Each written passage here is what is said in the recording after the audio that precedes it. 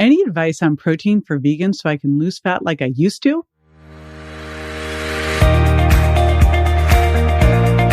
This is JJ Virgin, 4-time New York Times bestselling author, celebrity nutrition expert, and fitness Hall of Famer. I've been on a lifelong quest for answers to the toughest health questions. And now I'm sharing what I found with you. Welcome to Ask the Health Expert. Call Me Esquire from Instagram asks, JJ, I had great success with protein when I ate fish, but now I'm vegan. Any advice on protein for vegans so I can lose fat like I used to? All right. Yes, I have some advice and then some questions for you, and I'll be right back with that. Hey, it's JJ here, and I just got a makeover. Well, actually, my products did.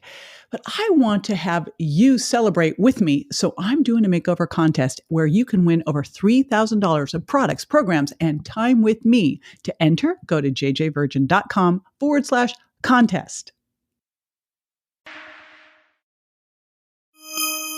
right, so the first question I would ask is, so why did you go straight vegan? Now, I will tell people that if they're vegan for spiritual reasons, religious reasons, all right, let's work on that. But if you are doing it for health, one of the big challenges I see out there is there's a big difference between factoried animals and farmed fish than the others. And so I would just ask you to consider potentially, since you had great success before when you ate fish, to maybe reconsider adding some clean wild fish to your diet. So I'm going to assume that is not something that you're willing to do, though, and go this way. But I just want to do a shout out that, animal and fish protein is way more thermic. That means it's going to have a better, protein, first of all, animal and fish protein is more bioavailable, but protein overall is the most thermic macronutrient. It's going to take more. It's going to burn more when it's on your body. And also it's more satiating than anything else. And so it's like a person trying to lose fat. It's their best buddy, right?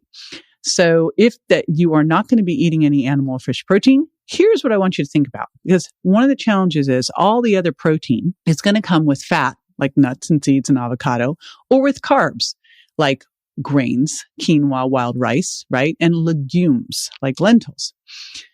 So that's just the reality of it. And, you want to watch how many carbs you have because that can be problematic. Now, it also depends on your genetics. Some people are able to do higher carbs without the issue. And when I say higher carbs, it might be like 50% of your diet from carbs. And some people just need to eat lower, 30 to 40%.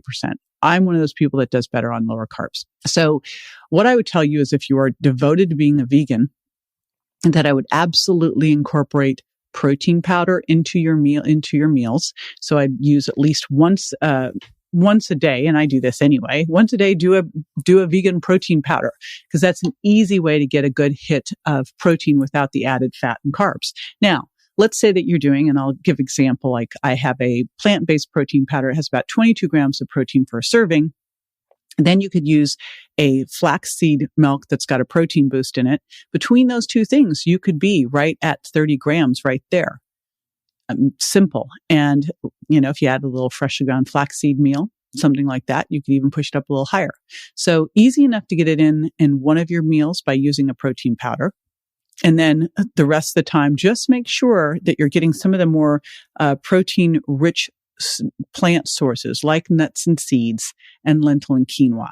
But you really want to make sure on all these things you're not overloading, because nuts and seeds may be high for plants in protein, but realize they're high in fat. They're 90% fat. So it's going to take a lot of them to get the protein that you need. Similarly, lentils and quinoa, for what they are, might be higher in protein, but they're mainly carbs. So in order to get the protein that you need, you're going to push your carbs way up. So that's why I really like to use a little protein powder too. And then use these things. And remember, you still want to eat from the plate. So that means each meal's got clean, bioavailable protein. And it's got loads of non-starchy vegetables. It's got healthy fats and a little bit of a slow, low carb. But the big thing I always start with is I start by building my protein grams first, and I do them basically a 0.5 gram to 3/4 of a gram per pound of weight, body weight. And then I'll add in loads of non-starchy vegetables, a little bit of slow, low carb, and then the rest comes from fat. So that's the easy way to do this. And obviously a protein powder is going to be one of the easiest ways to make sure it's kind of your protein insurance policy. All right. Let me know how it goes. And if you've got questions, I've got answers. All you do is jump on over to Instagram, DM me at jj.virgin. Let me know what the question is, and I will pop in and answer it. We record all of them. And then if you haven't subscribed yet, oh my gosh, subscribe to jj.com. How easy is that? And that way you never miss a daily dose. This is JJ with Ask the Health Expert. I do this 5 times a week, so make sure you never miss a show by going to subscribe to jj.com.